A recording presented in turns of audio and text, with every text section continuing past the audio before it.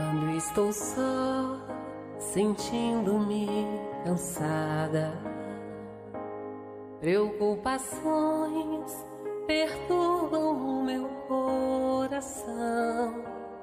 Então me acalmo, espero em silêncio Jesus chegar e sentar-se junto a mim. Neste momento tudo se transforma. Me sinto forte ao lado dessa luz. É tanto amor, consolo e esperança. Então me rendo nos braços de Jesus.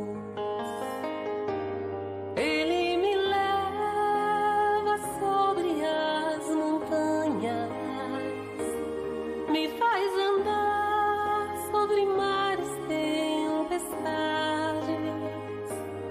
Estou seguro, não vou mais desistir. Jesus me ama mais do que eu posso ser.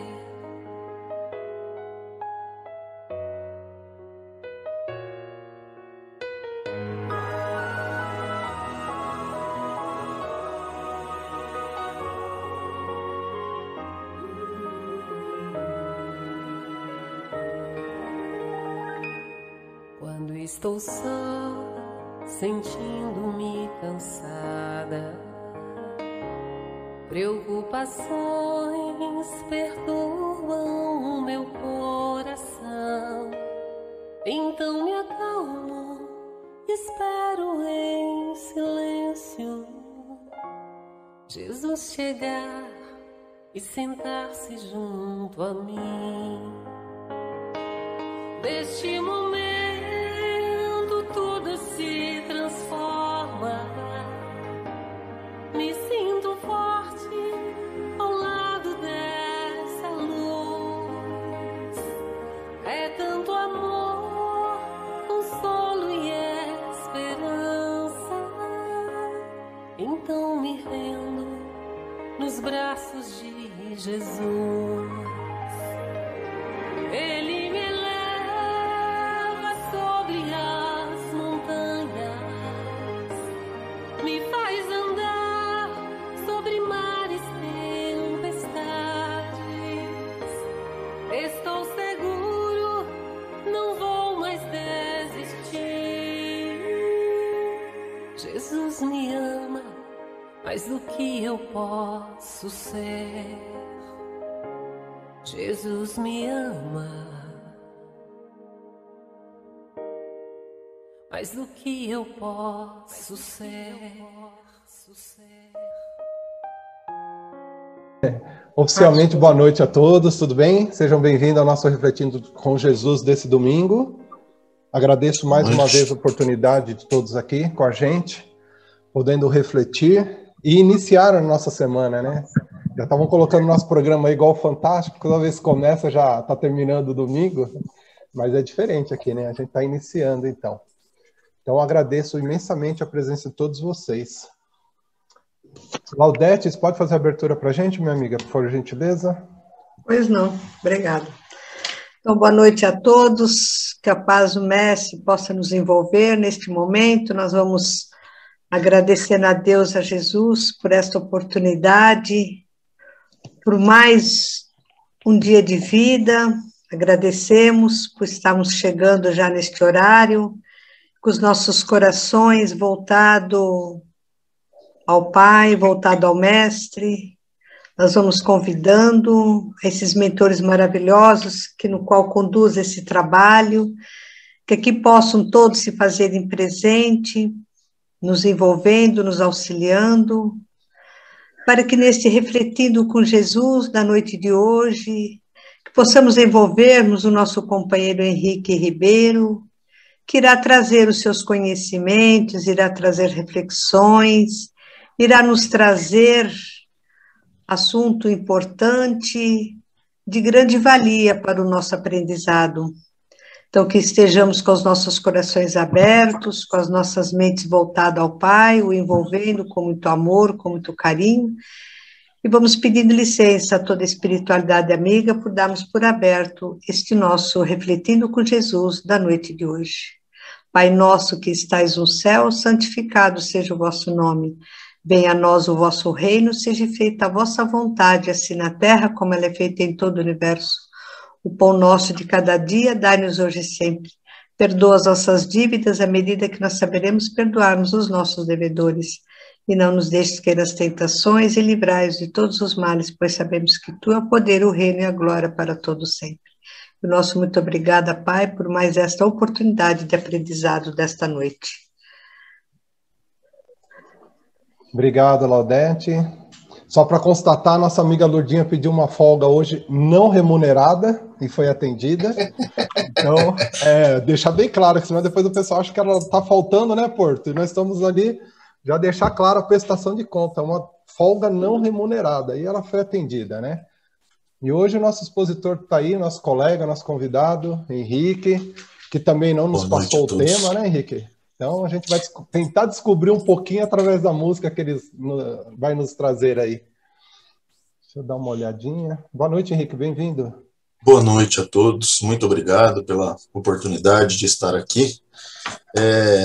Para, mais uma vez, a gente refletir. Eu não estou aqui para ser exemplo e nem dar ordem de nada a ninguém. Na verdade, como a gente falou na outra semana, eu vou falar muito mais para mim do que para qualquer um. Beleza, Henrique. Deixa eu ver aqui o que você aprontou para a gente aqui hoje. Compartilhar a tela.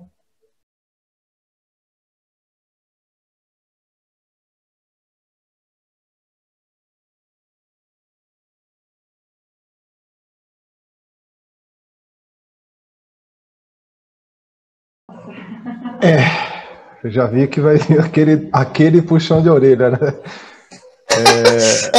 Na verdade, eu escolhi essa música não pela relação direta da reflexão que eu gostaria de fazer, mas porque eu acho ela excelente. Ela apareceu na minha vida quando eu era bem mais jovem, eu tinha uns 15 anos de idade, eu adorava cantar, e uma vez um técnico de canto, um professor de canto, resolveu que ele queria me ensinar a cantar essa música. E eu cantei essa música 1 milhão de vezes, até aprender entonação, até aprender letra, e todo esse 1 milhão de vezes que eu cantei essa música lá com os meus 14, 15 anos, eu nunca parei para refletir na letra. E quando você para olhar a letra dessa música, ela é excelente, assim. Ela tem ela pega, assim, como você disse, em pontos nevrálgicos da nossa personalidade, né? O primeiro terço da música, ele fala sobre, se você quiser falar com Deus, você tem que esquecer tudo. Esquece data, apaga a luz, tira a folga, solta o sapato, solta a gravata, para de pensar em conta, para de pensar em tudo. É Deus.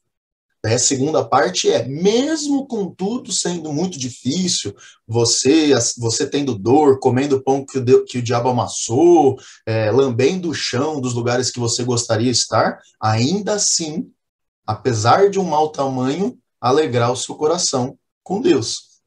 E no final, que para você falar com Deus, você tem que ir até Ele, você tem que se aventurar, você tem que confiar, né? E mesmo assim, você vai passar por um monte de coisa que você não fazia ideia que ia encontrar e não era muitas vezes o que você gostaria de encontrar. Por quê? Porque o caminho que a gente planeja, eu não sei com vocês, comigo não era nada do que eu esperava. É maravilhoso, é incrível, mas o que eu pensava em ser quando eu tinha esses 14, 15 anos, hoje eu sou completamente diferente. Se alguém falasse para mim com 14, 15 anos que eu ia ser professor de história, eu ia falar, você tá maluco, tá?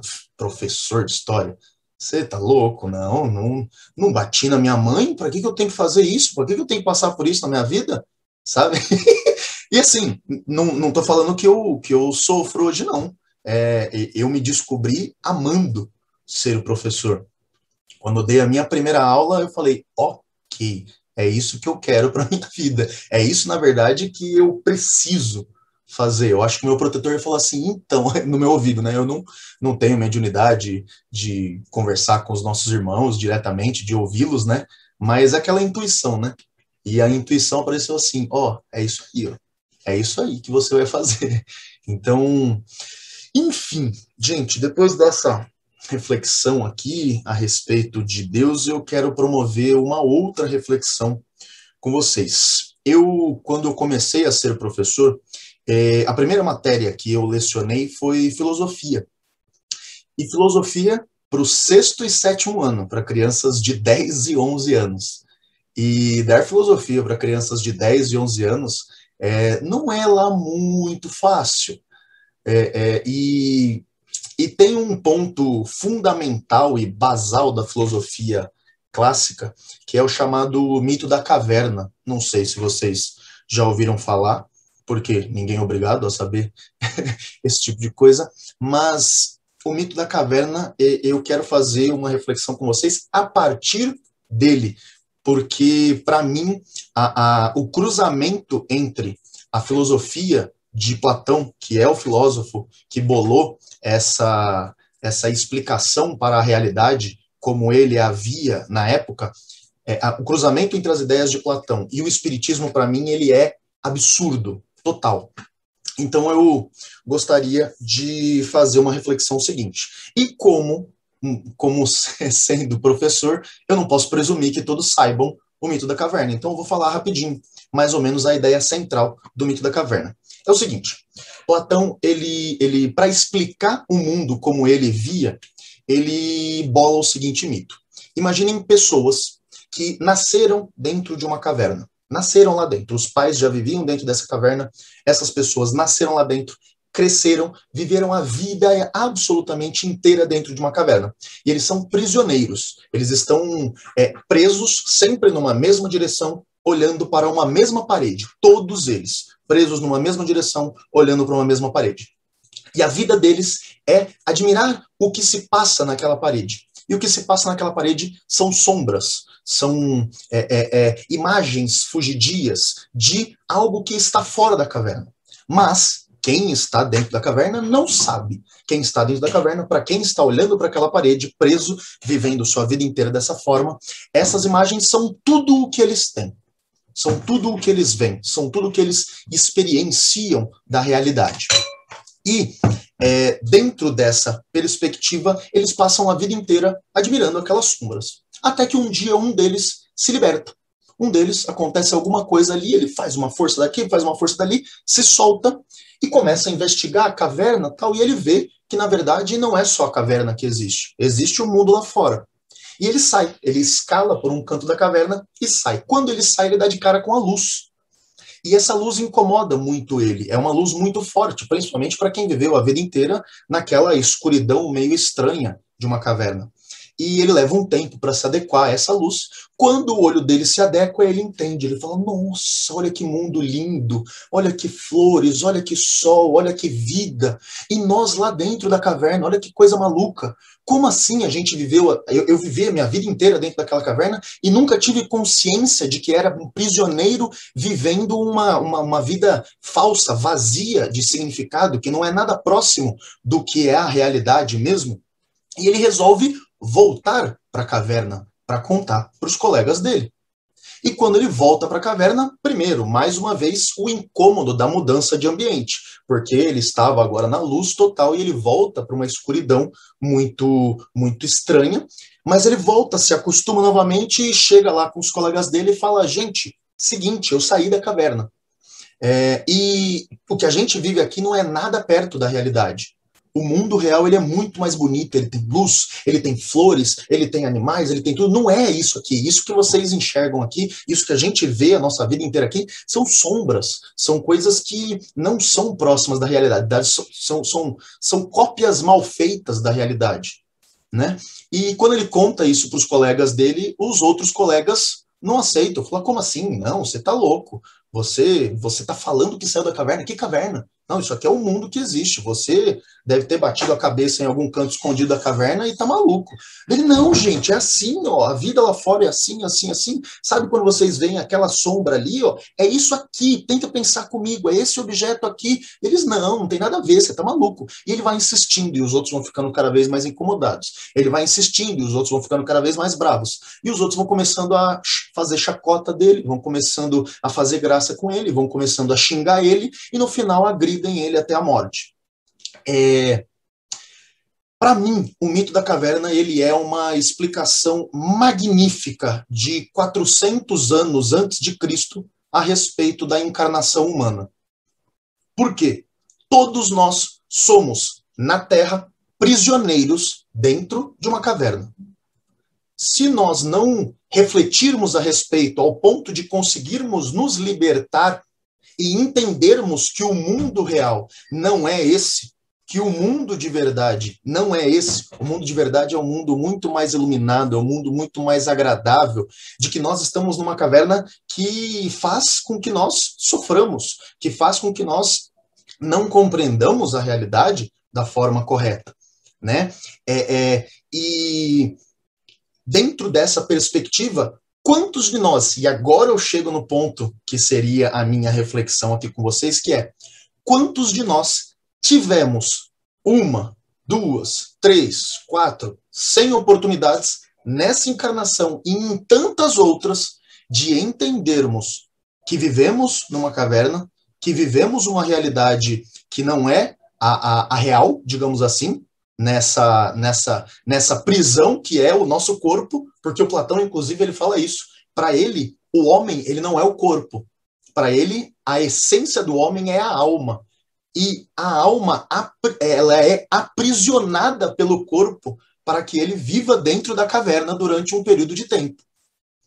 Então, quantas vezes nós não tivemos a oportunidade de entendermos a perspectiva de que vivemos na caverna, de entendermos de que o objetivo final da vida na caverna é nos tornarmos melhores para quando nós possamos nos libertar, né, dessa nossa prisão de carne, mas quantas vezes a gente escolhe não refletir, não mudar, não melhorar, ao ponto de que quando nós possamos sair da caverna, a gente viva uma vida melhor, mais consciente, que a gente entenda que os sofrimentos dentro da caverna, eles são, de certa forma, muitas vezes inevitáveis. Óbvio, a gente pode reduzi-los um pouco, a gente pode amenizá-los um pouco, mas a vida na caverna é uma vida que é uma vida de dor e sofrimento. Uma caverna, uma prisão numa caverna não vai ser um lugar gostosinho de viver, né? Não vai ser um lugar bonitinho de viver, agradável, de falar assim, não, tá tranquilo.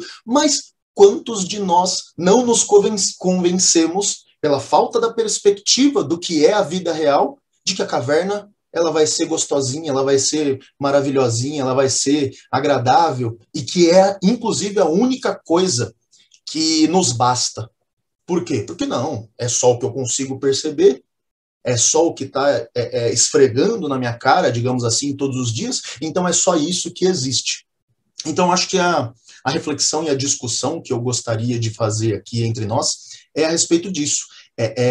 Nós vivemos na caverna conscientes de que vivemos na caverna, ou nós vivemos na caverna achando que é a única coisa e achando que devemos continuar nessa condição, ignorando tudo que tivemos de oportunidade de entender que não é a vida real, sabe? Eu acho que esse paralelo entre a vida espiritual e o mundo fora da caverna, para mim, ele é muito gritante na filosofia platônica e um exemplo muito grande de que o objetivo de cada um de nós é conseguirmos a reflexão ao ponto de, mesmo presos na caverna, entendermos como é o mundo fora dela.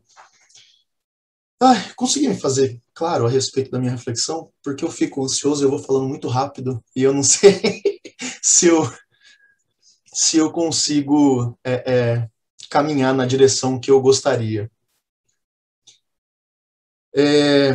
não sei como caminhar daqui para frente a respeito disso. Eu acho que seria mais uma conversa com aqueles que estiverem dispostos a dialogar aqui, nesse momento, a respeito de como vocês acham que a gente poderia perceber melhor essa vida, a vida real, o mundo que é o ideal para nós, ao ponto da gente conseguir ir caminhando na direção de uma vida mais consciente daquilo que é importante de fato, né, que é a vida espiritual, que deve ser o nosso objetivo final, principalmente da perspectiva espírita, né, que prega a todo momento, em todos os seus ensinamentos, em todos os seus textos, sejam aqueles textos mais doutrinários ou aqueles textos mais reflexivos e não tão compromissados com a base teórica da doutrina, mas eu acho que o Espiritismo é um grande esforço para que a gente consiga se libertar da caverna,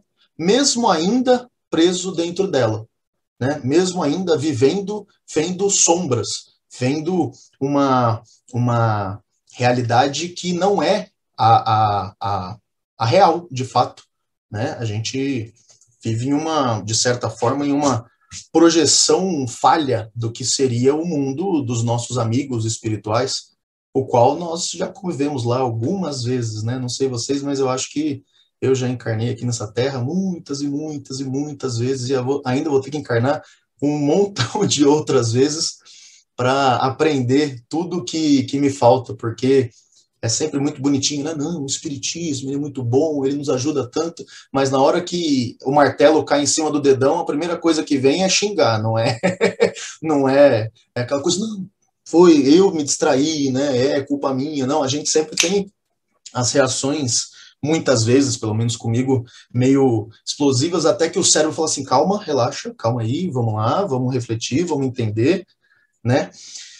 Eu acho que é isso, gente. Se alguém quiser contribuir para a gente continuar com um diálogo aqui, eu acho que fica mais simples da gente encaminhar. Diga. O Henrique, a gente estuda, né, que as 3 revelações, a primeira Moisés, depois Jesus, né, e terceiro Espiritismo. Aí quando a gente ouve uma história dessa, 400 anos antes de Cristo, eu acho que a primeira revelação acabará sendo essa. Porque eu acho muito interessante, eu já refleti isso com o Marcos, que para mim, a filosofia, como nós falamos, né, o Marcos também bate muito nessa tecla, o Espiritismo ele é uma junção de religião com filosofia, com ciência. E a filosofia, ela nos traz uma infinidade de oportunidades de reflexão que, inevitavelmente, vão tangenciar o Espiritismo.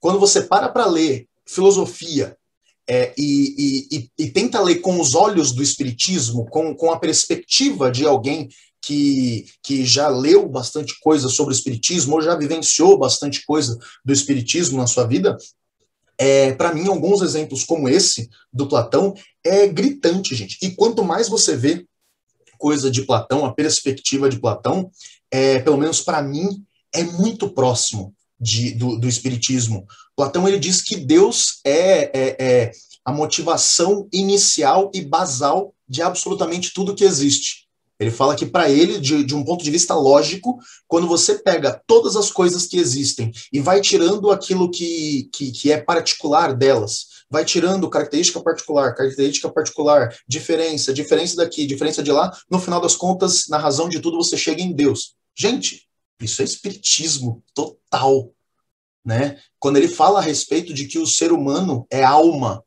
e não corpo, e que o corpo, de certa forma, aprisiona a alma para um período de experiência e sofrimento, a fim de que ele caminhe para fora da caverna quando conseguir, de uma forma mais consciente. Gente, isso é espiritismo. Isso é espiritismo, não é 400 anos antes de Cristo, é 2.200 anos antes do espiritismo chegar pelo Allan Kardec. Então, para mim, é gritante que Platão foi um desses espíritos em missão para ir preparando o solo, sabe? Ir preparando as consciências coletivas que estavam aqui encarnadas, ao ponto delas irem aos pouquinhos entendendo esse mundo fora da caverna, né? Porque, no final das contas, tudo que a gente vivencia na nossa realidade é para que a gente entenda de uma forma melhor e viva uma forma melhor o mundo após o nosso desencarne, porque, inclusive, como o Espiritismo fala, esse é o mundo real, essa é a nossa, o nosso local de origem, onde a gente realmente é toda a nossa essência, né? Seja ela uma essência mais purificada ou uma essência ainda mais materializada, mas é lá no mundo, no plano espiritual, que a gente vai ser realmente tudo o que nós somos. E aqui dentro a carne, ela pesa muito, né? Ela tem o seu custo na nossa personalidade, nos nossos desejos, nas nossas ambições, nas nossas vontades, ela nos induz a falhas, ela nos induz a percepções equivocadas da realidade, porque aquela sombra que você está vendo lá dentro da caverna é com esse olho aqui, e esse olho aqui não percebe tudo, né? Que é a razão daquela sombra. Então, diga. Acho que é o momento da encarnação, né? Quando nós estamos lá perispíritos ainda. A primeira ilusão que nós sofremos na reencarnação é ganhar um corpo físico, né? E achar que aquilo ali, opa, agora isso aqui é de verdade, né? Há um esquecimento aí das vidas passadas, e o que a gente tem ali palpável é esse corpo físico dentro dessa caverna, que tem muito a ver com Matrix, né? Matrix muito. Eu gostaria muito de ele, fazer uma reflexão de espiritismo em Matrix também. É excelente o paralelo. Eu tive a oportunidade de fazer um curso de filosofia espírita com a Ivani. Gente, só lembrando, quando ele fala Marcos, não sou eu não, viu? Estou longe muito distante da conversa. É o Marcos Vinícius, né? É o Marcos Vinícius. Esteve aí com a gente no domingo passado. E tive um curso lá com a Astrid, maravilhosa, conversando com o Marcos. Né? E quando a gente começa a estudar filosofia do início, começa a teoria do conhecimento, objeto cognoscível e o objeto cognoscente, gente, para tudo, porque é uma coisa que a gente começa a ter uma outra perspectiva, como o Henrique está falando, né? De não só observar um copo e achar que aquilo é copo, mas tentar olhar para o copo e entender por que ele é copo, né, Henrique? E esse entendimento, eu acho que é fundamental para que a gente possa inserir dentro de um determinado contexto. Porque nós não aprendemos, né? Nós somos, às vezes, muitas vezes, ó, daqui é mesa, e carrega pro resto da vida que aquilo ali é mesa. A gente não contesta. Então, isso é meio complicado, porque Platão, né, Henrique, que fala que nós não aprendemos, né? Nós relembramos, né? Porque isso é a tudo já foi aprendido, né? Ele fala que todo o conhecimento ele está inato dentro de cada um, até que você consiga fazer o caminho necessário para acessá-lo. Mas de que todo o conhecimento do universo está dentro de cada um. Partindo daquele ponto que eu disse de que Deus é a essência e base de todos nós, né? Que inclusive tem muito a ver com aquela ideia, né?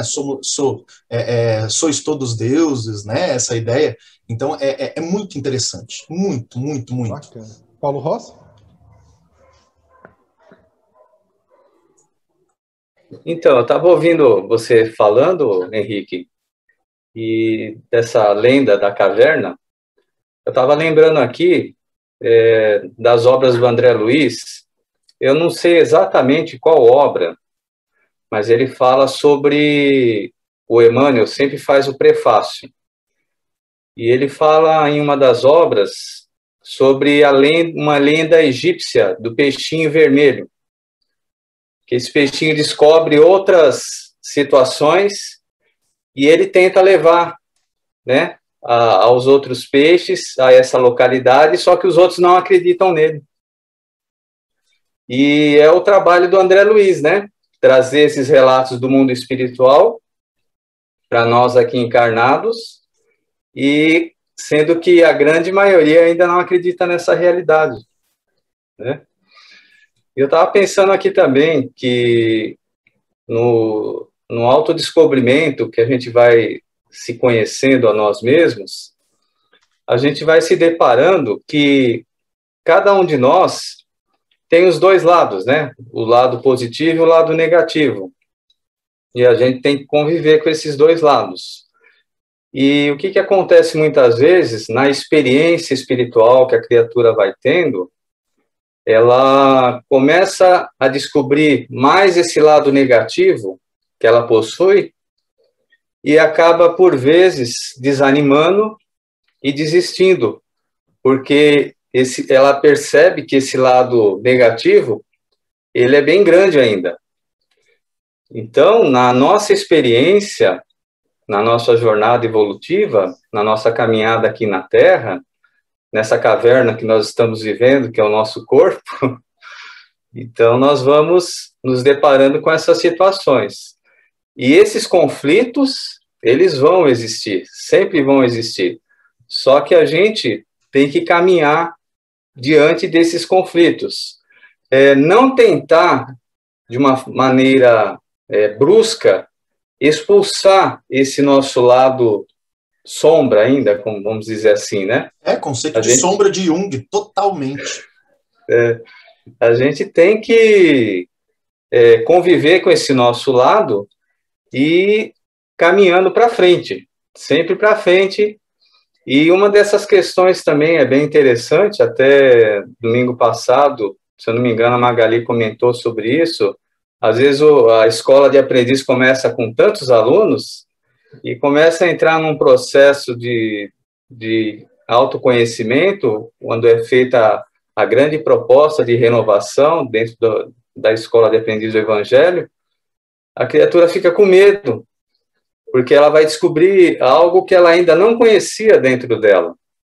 E aí ela vai se deparar com esses conflitos e ela acaba deixando que esse eu não consigo, e aí acaba não conseguindo mesmo. Aí ela se sente desestimulada e acaba abandonando a escola. Então, nosso propósito é esse, dentro dessa caverna que nós estamos vivendo, é conviver com esse nosso outro lado e caminharmos, não darmos tanta importância para ele. Ele vai conviver com a gente durante muitas e muitas reencarnações ainda. Nós vamos ter que conviver com esse nosso lado negativo durante muito tempo ainda. Então, o que fazer? Na medida que a gente vai se autoconhecendo, se esclarecendo a respeito das coisas espirituais, a respeito de nós mesmos, darmos prioridade para esse caminho luminoso que nos vem à nossa frente e vamos caminhar junto com esse lado nosso negativo, que ainda está presente, que ele ainda vai estar muito tempo do lado da gente. É uma proposta muito boa que você trouxe, Henrique. Obrigado, querido. Eu acho que também a gente pode, eu não sei vocês, eu falo por mim, se eu não tomar cuidado, eu tenho uma tendência de focar só na minha sombra negativa, só no meu potencial negativo. Mas nós também temos potencial positivo, nós temos sombra positiva. Então, acho que a gente tem que fazer um esforço de reconhecer a sombra negativa para que ela não impeça o nosso caminho, nossas características ruins ou a serem muito melhoradas ainda, para que a gente saiba por onde, não posso caminhar por aqui, porque eu tenho uma tendência de fazer tal coisa. E se eu caminhar por aqui, vai dar errado. Não vai dar muito certo, a minha tendência vai me atrapalhar muito. Então, eu vou fazer um caminho um pouquinho diferente, porque, inclusive, se eu fizer um caminho um pouquinho diferente, eu também tenho uma característica positiva que vai me ajudar a fazer esse desvio para chegar no mesmo lugar lá na frente. Então, a gente reconhecer, através do autoconhecimento, o nosso potencial positivo e negativo, para combater o negativo, né, para a gente ir reduzindo ele ao máximo possível, e para a gente ir aumentando o potencial positivo, para que a gente tenha esse equilíbrio psicológico também. Senão a gente só fica achando que a gente é o cocô da mosca do cavalo do bandido, né?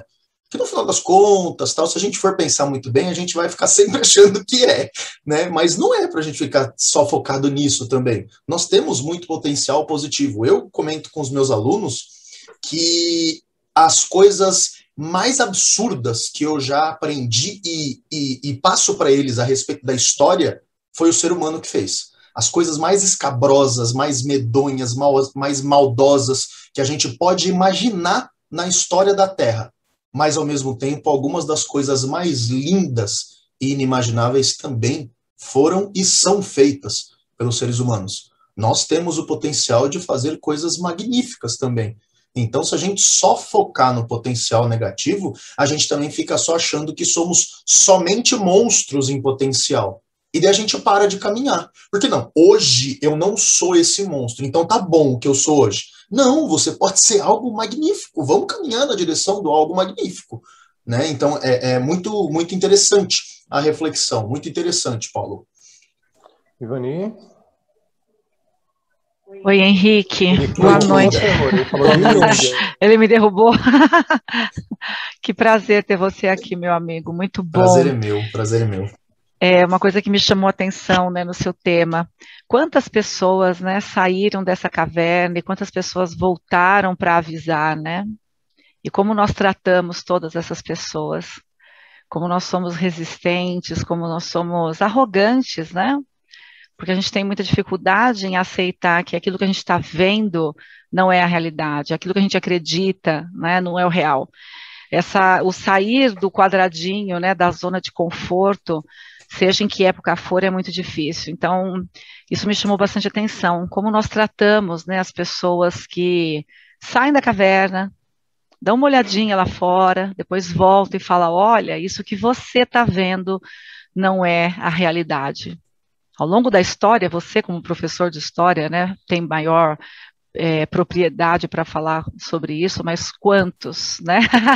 Sempre humilde, né? Mas naquelas. Meu querido. Então, quantos, né?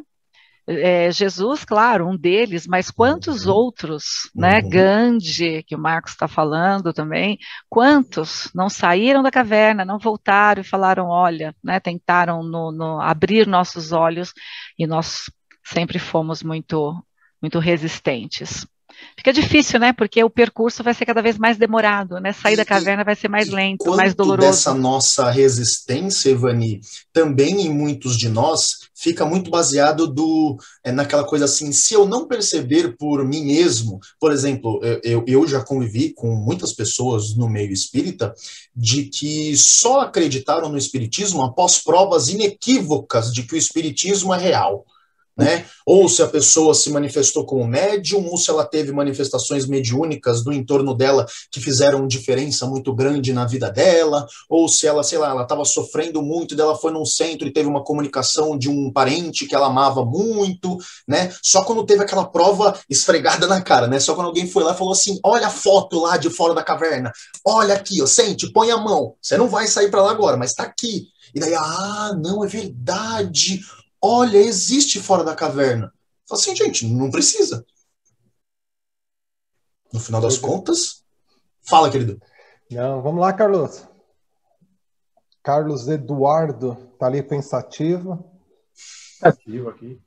Acho que o que o Henrique falou, ele tem muita correlação, sim, com o filme Matrix. Porque quando o Neo está lá com o Morpheus, ele tem duas possibilidades. Ou ele toma a pílula vermelha, ou ele toma a pílula azul. A pílula azul deixa ele no mundinho que ele está lá, quietinho, vivendo a vidinha dele. Já a pílula vermelha, na verdade, abre a consciência dele, né? Ou seja, acaba descortinando um novo mundo para ele, um mundo mais real, que, na verdade, o que é? O mundo real é o mundo espiritual. É simples assim, né? O mundo espiritual é o mundo real. Como você disse, né, Henrique? Nós somos uma cópia imperfeita, na verdade, do lado de lá, né? Aqui nós somos um borrão, na verdade, do que tem lá do outro lado. Ela é muito mais vivo e realista, a realidade que tem lá, né? E qual que é o desafio que eu vejo quando a gente tem esse descortinar, na verdade, né? É o despertar da nossa consciência, enquanto seres humanos encarnados, né? E eu acho que, na verdade, isso é o maior desafio da humanidade neste momento que nós estamos em fase de transição. Eu acho que esse é o maior desafio, porque enquanto seres humanos, somos uma família aqui na Terra. Você falou da prisão que o espírito está dentro do corpo. O espírito, sim, ele está dentro de uma prisão que é o corpo, e o corpo está dentro de uma prisão que é o planeta Terra. Por que ele está dentro dessa prisão? Porque enquanto ele não reparar todas as faltas que ele teve em vidas anteriores, ele não tem permissão de deixar o planeta. Então é muito mais profundo isso, né? Essa nossa caverna, que é o planeta nosso, a gente provavelmente vai levar um tempinho para conseguir sair dela. Enquanto nós não repararmos todas as faltas dessas 50, 100, 200, 700 vidas que a gente já passou, com as mais diversas pessoas, a gente vai continuar dentro da nossa caverna aqui. E cabe a nós, na verdade, o quê? Acordarmos e tomarmos a pílula vermelha e despertarmos para a realidade. Eu acho que esse aspecto a gente já conseguiu, sim, tomar a decisão de tomar essa pílula e despertar. Obrigado, Carlos. Maricelma? Agora é encarar, né, os efeitos da pílula vermelha, que é duro, que é cansativo, que é complicado, mas tem que encarar, né? Só um adendo. O Platão, ele fala também, correlato a isso, que filosofar é aprender a morrer. Ele fala que quanto mais você filosofa, quanto mais você reflete sobre fora da caverna, quando chegar o momento do seu corpo libertar a sua alma, mais fácil vai ser a transição. Gente, se isso não for, se você não vê isso totalmente escrito num livro ali de doutrina espírita, né, organizado pelo Kardec, isso para mim é espiritismo puro, assim, você respira espiritismo. Então é muito interessante. Desculpa, Marcos. Não, estava chamando a Maricelma para a nossa conversa, que ela está ali com a mãozinha assim, eu. Olha, não mente, que é feio, Marcos. Tá gravando, tá gravado. Depois você vai ver. Eu estava quietinha aqui, não levantei a mão, não. Então, assim, o que me chamou a atenção quando eu iniciei os estudos dentro da doutrina espírita, um deles foi a filosofia. Porque quando falaram, olha, o espiritismo é baseado em um tripé. Ciência, filosofia e religião, falei, nossa, é tudo que eu buscava. Porque se você só se baseia só na religião, sem olhar para a vida que nós vivemos, fica faltando alguma coisa. Então, ciência é comprovação. Olha, que coisa maravilhosa. A filosofia é a reflexão sobre a própria vida, como você mesmo disse, Marcos. Nós temos que olhar para uma determinada coisa e ver além daquilo que nós estamos olhando. Então, a filosofia nos faz refletir quem nós somos e qual é a nossa tarefa no mundo. Então, se nós estamos dentro de uma caverna, como, né, o Henrique falou muito bem, essa passagem, eu até vi recentemente num comentário do Pondé, um filósofo, né, que está sempre na cultura, falando sobre esse assunto, e nós somos seres dentro da caverna mesmo, e quando a gente fala pensar, refletir sobre a própria vida, é justamente aquela olhadela fora da caverna. Então, hoje ainda, olhar fora da caverna parece um tabu, porque para a humanidade é muito bom estar dentro da caverna, porque não precisa mudar, não precisa arriscar, não precisa fazer transformações, né? Então, a maior parte da humanidade hoje prefere ficar dentro da caverna, né? Então, não importa se, como disse o Carlos, se alguma pessoa vai ter uma nova oportunidade de vida, 10, 300, para ele não vai importar, porque ele não está afim de sair fora da caverna. Mas para a gente é legal daquela olhadela e falar assim, olha, a vida continua após a morte. Hoje, a gente, quando fala isso para alguém, ainda é tabu. A vida continua. Então, para as pessoas, para quê? Eu vou mudar para quê? A vida termina aqui mesmo, então elas continuam dentro da sua caverna. E Jesus veio nos mostrar, né, como disse a Ivani também, que a vida ela segue, ela não é só isso que a gente está vendo aqui, só por um lado. A gente tem que aprender a olhar ao todo, né? E essa reflexão me chamou sempre muita atenção para tudo aquilo que a gente vai aprendendo dentro da doutrina espírita. Somos seres dentro da caverna com uma obrigação de sair dela melhores, mais curiosos, buscando novas informações para a transformação que a gente precisa, para a nossa melhora, para que a gente possa, então, habitar uma outra caverna que não seja tão feia como essa que Platão, né, nos dá como exemplo, né? Que outra caverna seja mais evoluída, onde a gente possa ver coisas melhores, que nada mais é do que mundos mais evoluídos, né? E, assim, a doutrina espírita ela é maravilhosa, porque a todo momento ela nos mostra essa nova oportunidade que a gente está tendo de sair dessa caverna. É como foi citada, a escola de aprendizes do Evangelho. Quando chega no momento derradeiro, que essas pessoas estão ouvindo aquele bochicho dentro da caverna, olha, há uma vida mais bonita fora dela, aí, quando diz, olha, mas para você sair, você precisa ter coragem, você precisa enfrentar esses seus medos para sair. Aí as pessoas começam a sair da escola de aprendizes do Evangelho, porque é cômodo para ela continuar lá dentro. Ela não quer sair. Então, esse êxodo que tem dentro da escola é o medo de ver além. Viver no próprio mundinho é muito mais fácil. É menos complicado. Não importa, a pessoa não está preocupada se ela vai já evoluir nessa existência ou na outra. Mas sempre vai ter aquele, olha, realmente, ó, a comprovação aqui, ó. A vida pode ser melhor. Então, aí a pessoa vai fazendo a sua autoanálise, a sua reflexão sobre o eu na vida. E é o que a gente fala na caderna, no livro, né, na nossa caderneta pessoal, a gente começa a colocar quem nós somos. E aí não olhar só, quando a pessoa começa a escrever na caderneta, ela só olha a coisa ruim dela. Ela fala assim, mas eu tenho 10 defeitos e só tem meia virtude.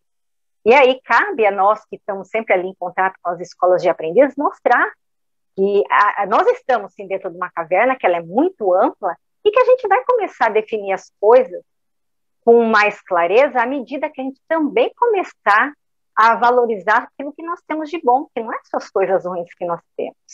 Então a escola é abençoada por isso, que já nos mostrou que é algo além da caverna, como Platão nos mostra bem claramente como é a vida humana hoje no planeta. Só que nós temos uma tarefa, e essa tarefa é a cada dia nos tornarmos seres melhores e continuar cutucando quem está dentro da caverna, que olha, há coisas mais interessantes a buscar. Maricel, a gente estava discutindo muito essa questão, né? O espiritismo acho que ficou muito capenga, né? Ficamos muito para a parte religiosa e pouca ciência e nada de filosofia. Porque quando a gente tem, até em questão de educação, seja religiosa, seja escolar, uma série de questões, nós somos muito mais para o lado do adestramento do que do ensinamento, né? A Lurdinha estava conversando com a gente, né, Lu? Ela falou, Marcos, nós estávamos falando sobre evangelização infantil. E ela falou, mas também tem criança que não tem mais paciência para ficar ouvindo aquele blá blá blá da evangelização, né? Sempre aquelas mesmas coisas e tal. E aí a gente começa a refletir sobre isso, porque, como já foi muito dito aqui, né? A gente não vai mais mudar o mundo, a gente não vai fazer mais nada, né? Porque passou-se a nossa vez. E até um pouco tempo atrás aí, eu estava assumindo a evangelização infantil, mas sempre com aquele olhar assim de o que eu estou fazendo aqui, né? E com o passar do tempo, com a reflexão que a gente vem discutindo, até o Henrique é uma das nossas soluções aí, junto do Porto, da Laudete, que estão aqui hoje, né? Que nós estamos à frente aí da Regional ABC, da evangelização infantil, escola de pais, escola de gestante. A gente não vai reinventar, nem pretendemos reinventar a evangelização, mas pegar o programa da evangelização e deixar o Marcos ler e interpretar por si o que é evangelização, e trazer pessoas como o Henrique, que é filósofo, o Marcos, filósofo, o Porto na parte de assistência espiritual com a Laudete, junto com a H, a Débora, que é pedagoga, a Ana estava conversando comigo agora também, é outra pedagoga, coordenadora de escola. Então, trazer um problema, ou trazer o programa e dividir por vários olhares, para que a gente possa parar com essa questão do romantismo, que é passado na evangelização infantil, que Deus é bom, que Jesus é maravilhoso, e aí a criança naquela velha chavão, né? Chega em casa, o pai batendo na mãe, a mãe brigando com o cachorro, chuta daqui, chuta dali, e ele fala, cadê Deus? Né? Que não está no meu lar. Você chega numa casa que estão passando fome, estão em dificuldade. Então a ideia é aproveitar as oportunidades e trazer o espiritismo como uma ferramenta, um instrumento para o nosso dia a dia. Né? Como que a gente emprega a situação do espiritismo? Olha, eu saí da evangelização infantil agora e eu não tenho almoço porque meu pai está desempregado, fica em casa, minha mãe também não está trabalhando e a gente está com dificuldades. E aí? Ele só aprendeu o lado romântico, né? Que tudo vai dar certo, que tudo é legal. Mas não é porque o espiritismo é maravilhoso, que Deus é bom, justo, que a gente não vai ter nossas dificuldades. Então essa eu acho ideia... que hoje, Marcos... Fala, querido, termina, desculpa. Essa ideia de trazer a filosofia novamente para onde ela nunca deveria ter saído E que esse tipo de reflexão a gente comece a fazer lá embaixo, né? Aí é o papel da Débora de como adequar esse assunto para os pequenininhos da evangelização, pré-mocidade, depois trazer para a mocidade, mas trazer esse tipo de reflexão para nossas crianças, para os nossos jovens, para que eles cresçam, né, fora desse romantismo, de entender qual que é o papel deles de transformação, para que eles possam também pensar de como eles podem mudar essas trajetórias, né? A gente estava fazendo uma análise aí do que é a nossa regional, dos nossos evangelizadores, e a gente ainda está com aquele complexo de vira-lata, né, Dorinha? Que o evangelizador não faz nada, a gente só toma conta de criança. E quando a gente vê, poxa, estava discutindo com o Marcos, com o Porto, Laudete, nós temos pessoas com mestrado na nossa evangelização. 34% com graduação. Ainda o Marcos Vinícius falou, poxa, a nossa média é mais alta do que a média brasileira, né? E aí a gente vê que tem pessoas inteligentes, pessoas capazes de mudar a coisa. E aí a gente pergunta, por que não mudaram? Por que não muda? Sabe? Parece que cada vez mais, o Marcos falou aí, né? Que quase foi expulso lá do centro espírita dele por querer filosofar com as crianças e não permitiram. Talvez a ideia do adestramento seja bem melhor, porque a pessoa, quando é adestrada, ela faz aquilo que é mandado e não tumultua. A gente não complica, né? A gente fica quietinho e a coisa vai tocando do jeito que tem que ser. E quando a gente começa a trazer uma perspectiva, imagina uma criança, um adolescente de 12, 13, 14 anos, fala, peraí, o mundo real não é esse, é lá fora? Então por que eu estou brigando aqui para fazer medicina e uma que eu não gosto, para poder ganhar dinheiro, comprar um carro, comprar roupa? Peraí, gente, eu vou fazer algo que eu preciso fazer? Qual que é a minha vontade? Porque o que a gente vê de pessoas infelizes indo atrás de profissão que não gosta por causa de dinheiro, pessoas que às vezes discutem com o pai, discutem com a mãe, não quer cuidar do pai quando envelhece, ou o pai não está muito aí para a filha, para os filhos quando se separam. Então, peraí, né? O que está faltando aí? Onde a gente se encaixa? Né, Lourdinha?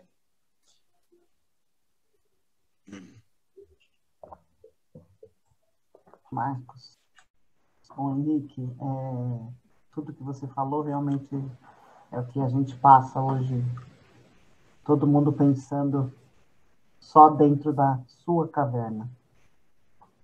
Esquece de olhar realmente a realidade do próximo. E isso se encaixa para todo mundo, inclusive para mim também, que tenho meu trabalho aqui, home office, eu estou aqui isolada, né, do mundo aí fora, já há 1 ano e 4 meses, só trabalhando home office e, às vezes, até acabando criticando o outro que está lá fora, buscando o seu pão, o seu sustento familiar, né? E o pensar dentro da caverna, isso é muito mais cômodo para si próprio, né? Quando eu falo sempre para o Marco aqui também, que eu também tenho um Marco aqui perto, que a gente pensa até a 2ª página, né? Quando passa da 2ª página, tudo é fácil dentro do espiritismo, né?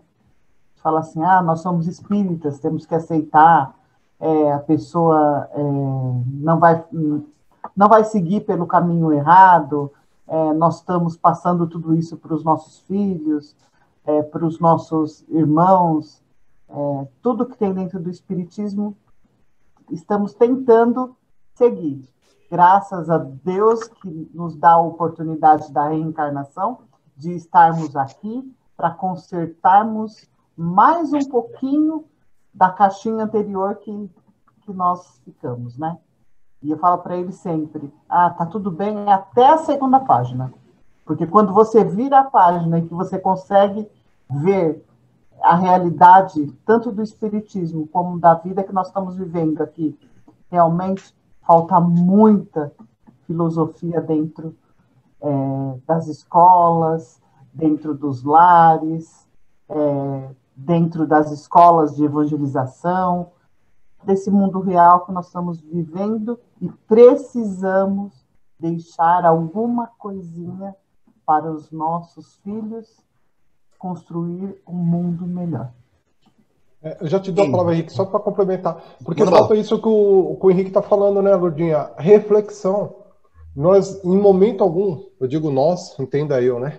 Em momento algum, nós refletimos sobre a bondade divina, nós refletimos sobre a realidade da vida. As coisas são passadas e nós acreditamos. Por isso que é aquela coisa, olha, tudo vai dar certo. Ok, vai dar certo. A hora que não começa a dar certo, como é uma verdade vazia, que não veio de dentro, a gente desiste. Agora, quando é uma coisa que vem de dentro, que a gente tem a pura convicção, como Paulo teve, como outros teve, uma fé inabalável, sabe? De até o último dia, pega o filme do Paulo, ó, o cara tá com o facão no pescoço dele e ele tá tranquilo, sereno, e ainda ensinando o cara e perdoando o sujeito. Então, aquilo ali você vê que é uma mudança que veio de dentro, e aquilo ali ninguém vai mudar, né? Desculpa, Henrique. Imagina, querido. É que, na verdade, a sua fala e a da Lourdes me levaram a uma reflexão relacionando tanto a evangelização infantil como a nós mesmos, né? Porque a gente tem que se evangelizar todo dia também, né? A caverna hoje, muitos de nós, ou a gente se convence de que só basta o sofrimento na caverna, porque é a caverna mesmo, e a gente está aqui para sofrer e é isso, né? Então eu não preciso fazer nada, estou aqui, só tenho que sofrer. Não preciso fazer nada de diferente para quando a gente sair da caverna.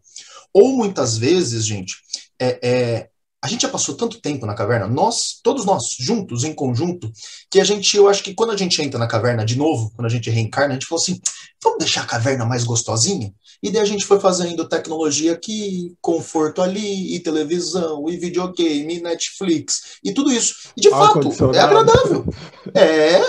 Porque chega um ponto de que a caverna ela fica gostosinha se você não parar para refletir. Se você não tem o parâmetro do quão melhor é fora da caverna, e você só sente o que você está vivenciando ali, também fica bastante disso. E eu acho que um pouco da resistência de muitos dos nossos jovens hoje, dos nossos adolescentes, da própria escola, para crianças e para adolescentes, mocidade, é um pouco disso também.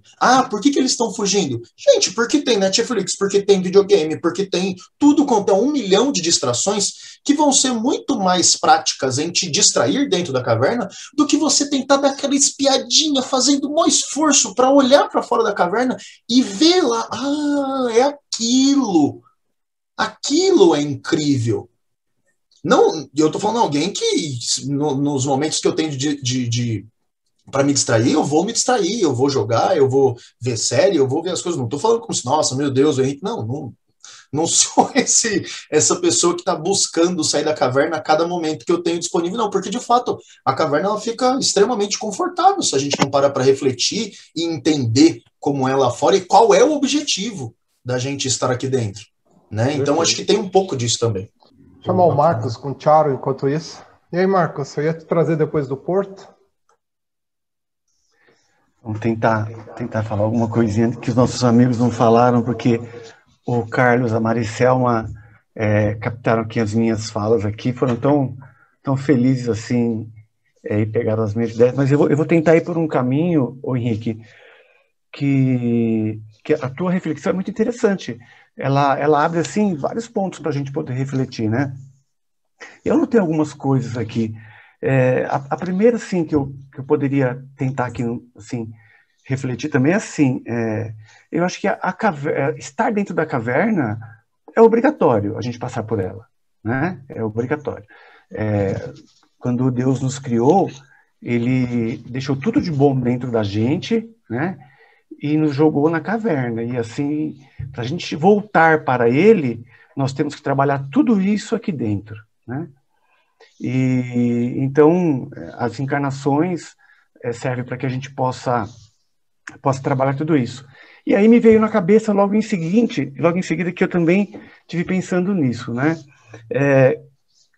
Quando você olha para o teu irmão, né, para o teu próximo, para o teu vizinho do lado, da frente, ou da rua de baixo, da rua de cima, o teu vizinho da sala de aula, o teu vizinho professor, né? O teu vizinho na sociedade, no clube, enfim, eu acho que todos eles, certamente, pelo que eu acabei de falar aqui, que eu acredito, carrega dentro de si a caverna, né? Ele está dentro de uma caverna e carrega essa caverna dentro de si. Então, assim, eu acho que cada um está no seu tempo. E aí, por exemplo, a gente... Eu já passei por algumas experiências e não foi muito boa. Tipo assim, eu tô numa reunião com um cliente, por exemplo, e o cara fala, você, que religião você é? Ah, eu sou cristão. Né?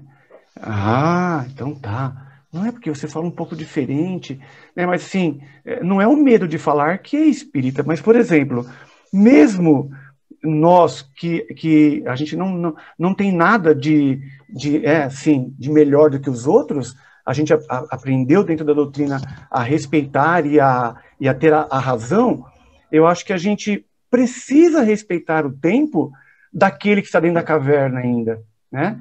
E aí, lá em Mateus 5,13, se não me falha a memória, fala que vós sois o sal da terra. Então, assim, a gente precisa respeitar, mas também precisa iluminar o caminho dele, né? Respeitando que talvez ele não é o tempo dele de sair da caverna ainda, né? Talvez a gente,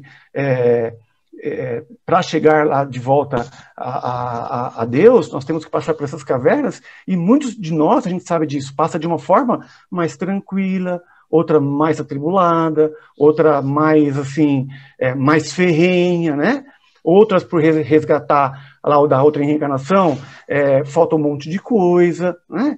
Tanto espiritual quanto material, enfim, a gente precisa de respeitar e respeitar, mas assim, levando até a pessoa toda a eliminação que você possa levar, né? E assim, só para finalizar, a gente está bem perto da transição planetária, né? E um dos requisitos para estarmos lá é a condição moral, né? Então, assim, eu acho que a gente precisa estar dentro da caverna, né?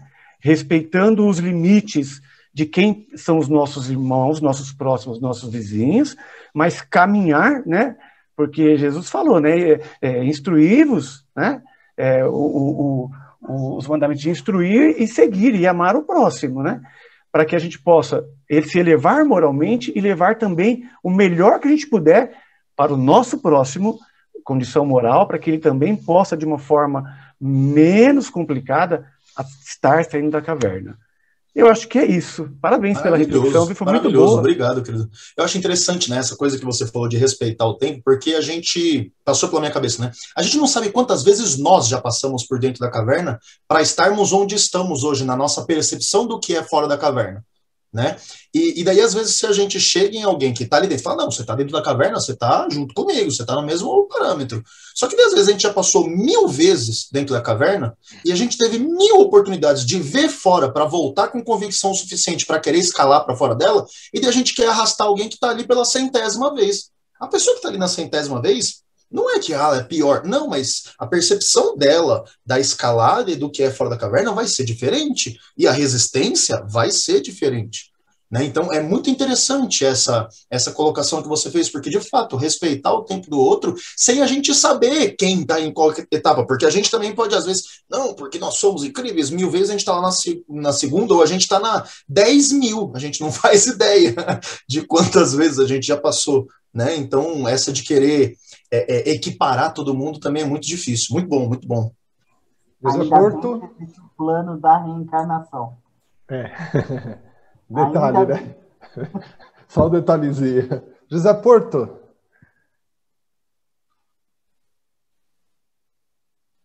Será que o Porto travou? Esse mito da vida. Travou? Pegou, voltou. O mito de Platão, o mito da caverna de Platão é fantástico, e o Henrique traçou um paralelo muito, muito legal. E essa situação da ciência e da filosofia não faz parte, né, dos pilares de muitas religiões, nos tornam fanáticos, né? Aquela fé cega, alguém nos fala, olha, crer nisso, não crer naquilo, e a gente acredita sem questionar, sem refletir. Aí vem a ciência e a filosofia e nos traz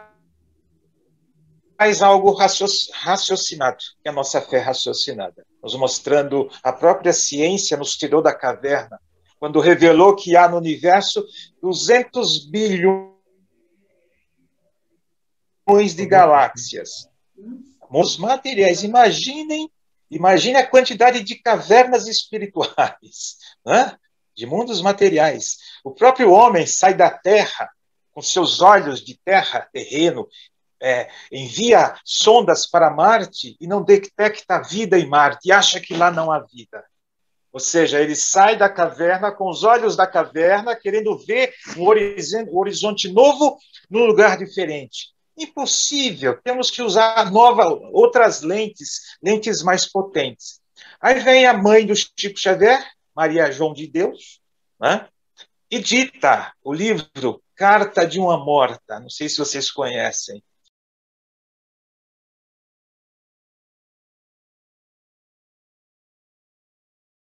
Falando da vida em Marte, uma vida exuberante, um planeta maravilhoso, onde moralmente e tecnologicamente o marciano está além da humanidade da Terra.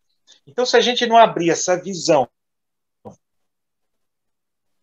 para esta realidade que está aí, né? Estamos mantendo contato dentro das nossas casas espíritas com esse mundo maravilhoso, esse mundo original, que é o espiritual, e ainda assim nós temos medo de sair da caverna, ou seja, de deixar o corpo físico e voltar para esta realidade. O que é que está nos faltando, afinal de contas? Mais estudo? Mais profundidade? Enfim, tudo isso nos leva a reflexões. É importante falar também que essa religião de Sócrates e Platão está no prefácio do Evangelho segundo o Espiritismo. Está lá no início do Evangelho segundo o Espiritismo. E Platão é muito direto nessa questão da espiritualidade, de que há o mundo das ideias. Né? Nós viemos do mundo das ideias. E aqui viemos, vamos dizer assim, transformar essas ideias em algo objetivo, né, que propicie o nosso adiantamento, o nosso aperfeiçoamento espiritual. Esses dois opostos, esses dois antagonismos, espírito e matéria, né, que somos nos utilizamos da matéria para descobrir esta realidade espiritual que está aí, emergente, que está aí aflorando o tempo todo. Muito bom, Henrique. Parabéns. Obrigado, muito obrigado. Laudete?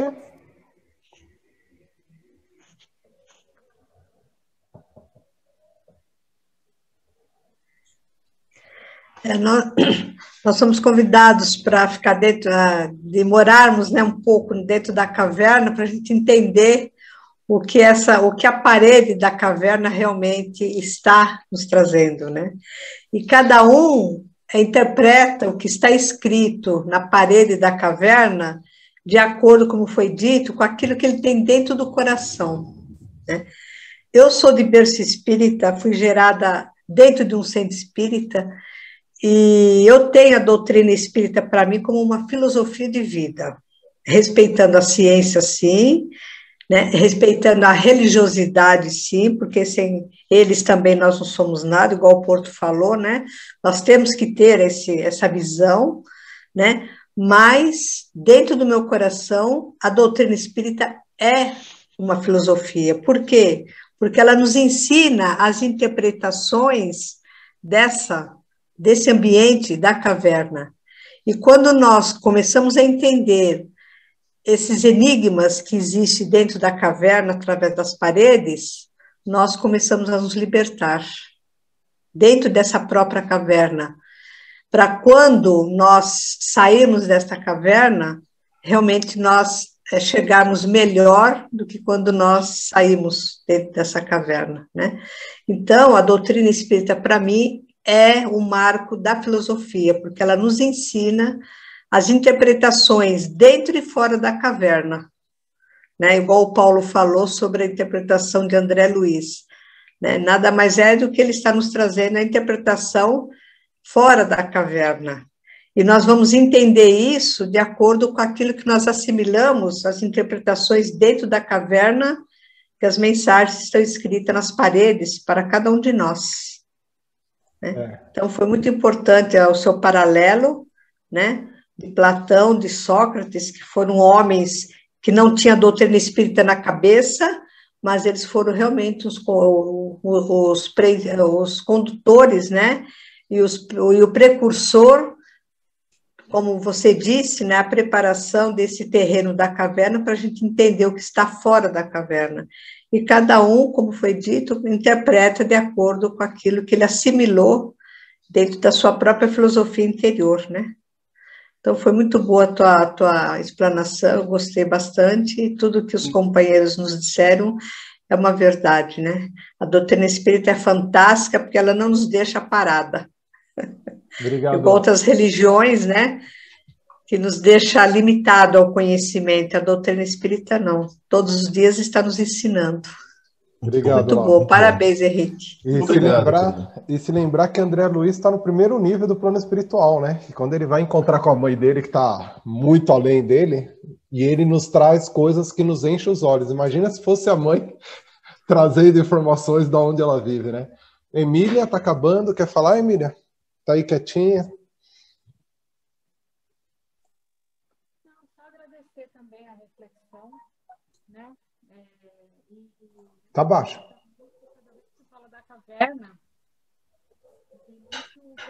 Tá baixo, Emília, não estamos ouvindo. Tá bem baixinho o microfone. Para mim, o preconceito, a palavra preconceito na minha cabeça, quando a gente fala da caverna. Como a gente se fecha nos preconceitos, né? Como a gente vive numa caverna. Então, é isso. Eu acho que para a gente descortinar tudo isso, a gente tem que refletir muito sobre vários aspectos. A gente, muitas vezes, realmente quer tirar as pessoas da caverna, nós somos mal compreendidos, porque a gente não tem paciência de entender o tempo de cada um, né? Então, é isso. Para mim, a palavra que veio na minha mente é a caverna do preconceito. Quando a gente ainda tem preconceito de N situações, porque somos preconceituosos, mesmo sendo espíritas, nós temos os nossos preconceitos. Quando a gente começar a analisar e abrir essa janela, eu acho que a gente consegue sair muito bem da caverna. E a gente vai aceitar tudo. Porque a gente ainda é muito preconceituoso. Obrigado, Emília. Dorinha, quer falar alguma coisa antes de eu passar para o Henrique fechar?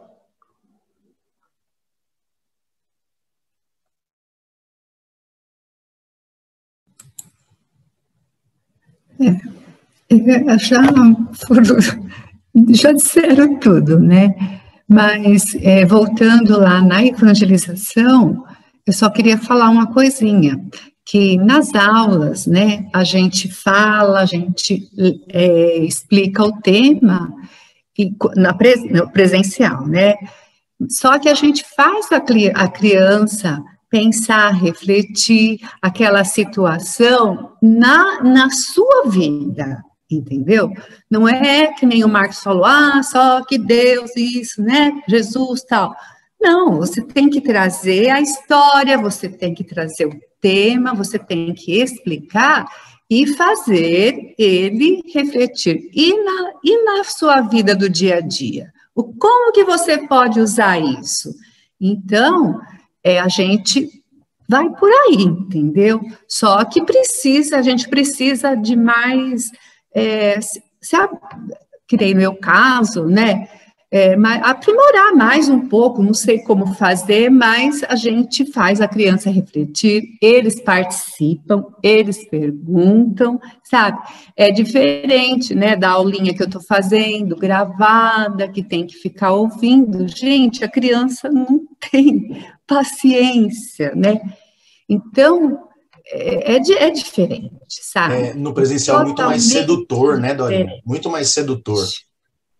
É totalmente, eu falo, sabe, essa experiência que eu tenho, entendeu? É totalmente diferente você estar no presencial, sabe? E eles falam, e eles perguntam, e eles dão exemplo, entendeu?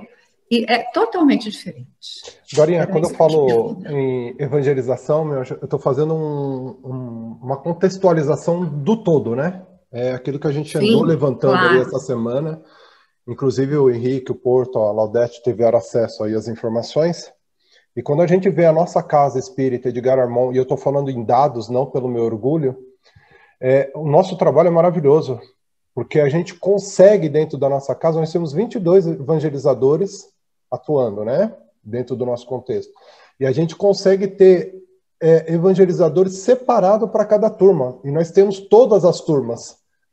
Quando a gente estava vendo a realidade aí da evangelização de 33 casas, e até vejo, comparando com a Regional Campinas e outras regionais, né, de Araraquara e tal, a gente vê, inclusive na inscrição, né, o evangelizador, às vezes, ele atua na pré-mocidade, no intermediário, na mocidade, na escola de paz, ele atua em todos os setores, porque ele está numa casa que, às vezes, não tem estrutura. E aí, onde falta, ele tem que ir ali, às vezes, ele junta 2, 3 turmas, ele junta 4, criança de 5 anos a 12, e ele tendo que estar ali tocando. Então, quando a gente olha e faz esse paralelo desse trabalho da evangelização, modesta parte, o nosso trabalho é um trabalho bem bem além do que muitas casas estão pregando. Porque o que nós temos de evangelizador, até antes da pandemia, no presencial, nós tínhamos ali cerca de 60 pessoas no Departamento da Infância e Juventude, entre evangelizadores e assistência espiritual. As nossas turmas tinham 3, no mínimo 2 evangelizadores por turma. Acho que nem 2 tínhamos, nós tínhamos 3, só 2 tinha a pré-mocidade, né, que era a Arlete e a Georgia. Nós tínhamos 2. E o intermediário. E o intermediário também. Mas os intermediário, demais sempre com 3 ou 2 ali trabalhando. E tem muita turma que é um evangelizador para todos, né? Então o trabalho que vocês fazem aqui na casa é maravilhoso, é incontestável. Inclusive não só o trabalho da evangelização infantil, mas como eu estava conversando com o José Porto também, de assistência espiritual. Se a gente pega os números aí de entrevistados, e não é só uma entrevista, é uma entrevista online que depois repercute, desdobra para um trabalho de um tratamento espiritual com câmeras, sabe? Estamos quase 200, quantas câmeras tem? 9 câmeras, Porto? Acho que o Porto travou, mas acho que nós temos 9 câmeras trabalhando no Edgar Armond. Acho que, poxa, um número de 200 pessoas... São 9 câmeras, 9 câmeras fazendo tratamento, isso nós estamos falando online. Então, tem casa que não tem. Às vezes eles fazem uma entrevista e assim, ó, ele manda uma notícia ali, pega uma informação aqui. Então, em nível de trabalho, quando a gente fala, é um trabalho que seria mais ou menos um trabalho do mundo ideal, né? Que todas as casas estivessem nesse nível, né? Então, não é uma crítica. Eu sou evangelizador também, amo a evangelização. E aí a gente está falando em dados, em números, né? E nós temos potencial, assim, para crescer e muito. Porque tudo que nós estamos discutindo aqui, os nossos sofrimentos, as nossas dores, nós estamos discutindo hoje aqui, mas dentro de um parâmetro, a maioria, todo mundo aqui teve que casar, teve que ter filhos, teve que evoluir a um certo ponto para a gente estar com 40, 45, 50 anos discutindo isso. Aí a gente pensa, né? Poxa, se eu tivesse tendo essa oportunidade que as crianças têm de estudar lá embaixo isso, lá na pré-mocidade estar discutindo isso, será que não seríamos pessoas melhores ou diferenciadas hoje? Né? Então é essa ideia que a gente fala, né, da questão da evangelização, do quanto a gente ainda podemos melhorar, podemos mudar. E olha que o trabalho é lindo, né? Não tenha dúvida, mas todo o investimento que nós temos que fazer, assim como nós investimos nos nossos filhos, nós também temos que investir na doutrina, e essas crianças vão fazer a diferença. Quando a gente pega a filha da Lourdinha, por exemplo, a filha da Arlete, hoje a Bia e a Estela, elas passaram todo o programa da evangelização e hoje elas são responsáveis pela pré-mocidade, fazendo escola de aprendiz do Evangelho. Então a gente começa a compreender que a evangelização não é infantil, como o Henrique diz, é a evangelização do ser. Começa na escola de gestante e ela segue. Ao ponto da gente sentar ali depois na escola de paz, daqui a pouco a gente assume o programa de escola de paz, daqui a pouco a gente faz outro curso, assume uma escola de aprendiz do Evangelho, não no intuito de achar que estamos preparados e acabados para ensinar, mas para a gente ter um outro olhar de aprendizado. Até ontem eu, como expositor, achava coisa bem bacana. Hoje, como dirigente de escola, eu já tenho um outro cenário, uma outra visão da escola de aprendiz do Evangelho. Então, eu estive ali como aluno, como expositor, hoje estou como dirigente. E é uma experiência que todos nós deveríamos carregar, né?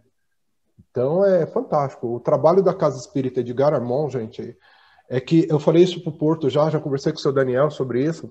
A gente precisaria ter um momento para a gente divulgar o que nós estamos produzindo para que a casa compreenda isso. Porque, às vezes, muita informação fica guardada e a gente ali, né, não tendo a ideia de um todo. Né? E aí a gente pega a assistência espiritual da evangelização infantil, do DIJ e pega assistente espiritual do DEPO e junta tudo, as casas não estão fazendo metade do que nós fazemos. E eu não estou falando pelo orgulho, eu não estou falando pela arrogância, eu estou falando por dados, né? Que hoje eu tenho dados para comprovar isso daí. Henrique, quer finalizar? A princípio, querido, eu quero só agradecer mais uma vez a oportunidade da gente estar aqui, de eu fazer essa reflexão, de eu pensar em tanta coisa aqui dentro da minha cabeça, né, que eu trouxe um pouquinho de uma reflexão que eu já havia feito em outro momento, em outros lugares, e a gente caminhou muito longe aqui juntos. Eu, particularmente, eu tenho tido durante a pandemia agora algumas experiências similares a essa que nós estamos fazendo aqui, né, de conversas online, de reflexões com várias pessoas online a respeito da doutrina espírita, e eu percebo que, pelo menos para mim, na minha percepção e na minha experiência particular, era algo que faltava muito antes da pandemia, pelo menos para mim. Coisa que a gente não fazia no presencial, cara a cara. A gente não sentava, não refletia, não fazia. E daí a gente foi forçado pela circunstância a continuar algum trabalho. A gente tem que fazer alguma coisa.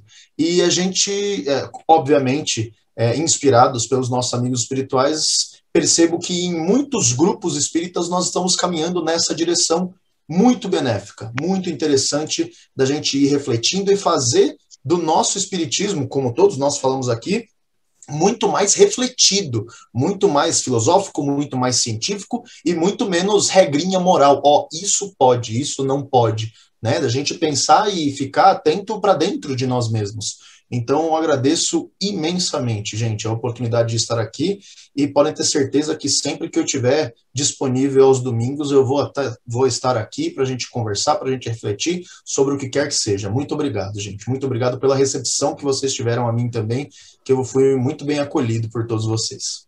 Obrigado, Henrique. A gente até cobrou do José Porto, né? Se presencialmente, será que nós vamos ter um espaço ali na Casa Espírita de Garamond? Fazer um refletindo ao vivo ali? Porque vai ser a gente quebra muito paradigmas, né, Henrique? Acho que a pandemia nos trouxe muito isso, né? O Marcos trouxe um samba aí, até ontem não podia tocar samba na Casa Espírita. Hoje você trouxe Pedro Mariano. Aí eu fico pensando, né? Às vezes não é crítica, né? Ou é uma crítica, mas uma construtiva. Às vezes a gente entra num centro espírita e fica ouvindo as músicas espíritas para acalmar, para relaxar, para se envolver com o ambiente.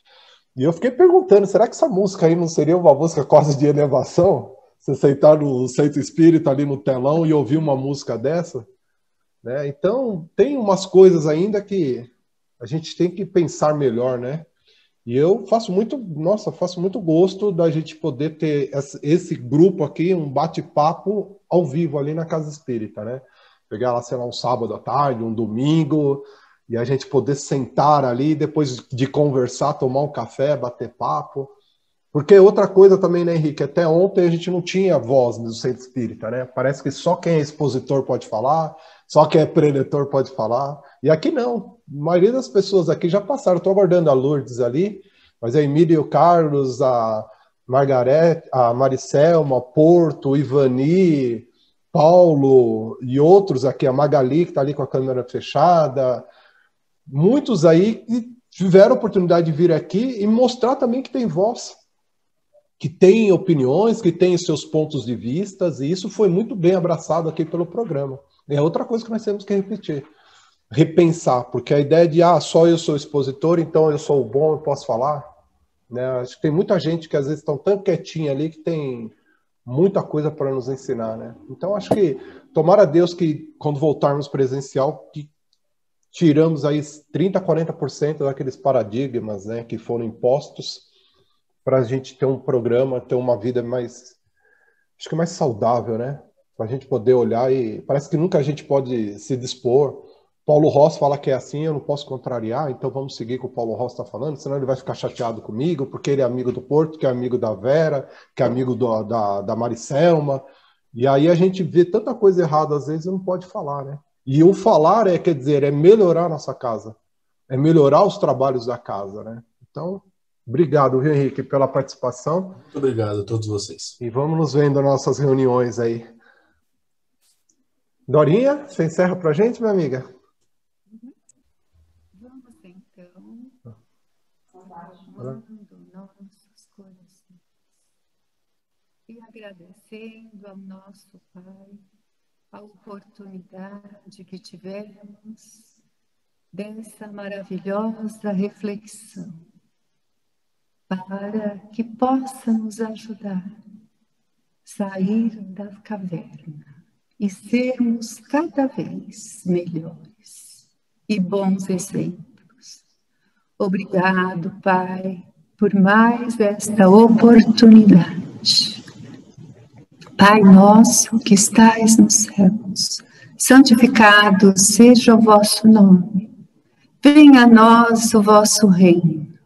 Seja feita, Pai, a tua vontade, assim na terra como no céu. O pão nosso de cada dia nos dai hoje.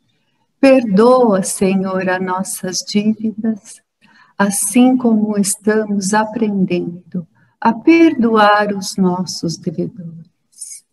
E não deixeis cair em tentação, mas livrai-nos, Pai, de todo o mal, principalmente de praticarmos. Que assim seja, meu Pai. Que assim seja. Obrigado, viu, Henrique? Obrigado. Muito bom a sua reflexão, tá bom? Obrigada.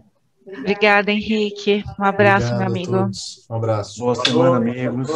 Boa semana a todos. Boa semana a todos. Boa noite a todos. Boa semana a todos. Excelente semana para todos. Até domingo, gente. Uma boa semana, até domingo, se Deus quiser. Até domingo não, você daqui a pouco a gente tá se vendo aí.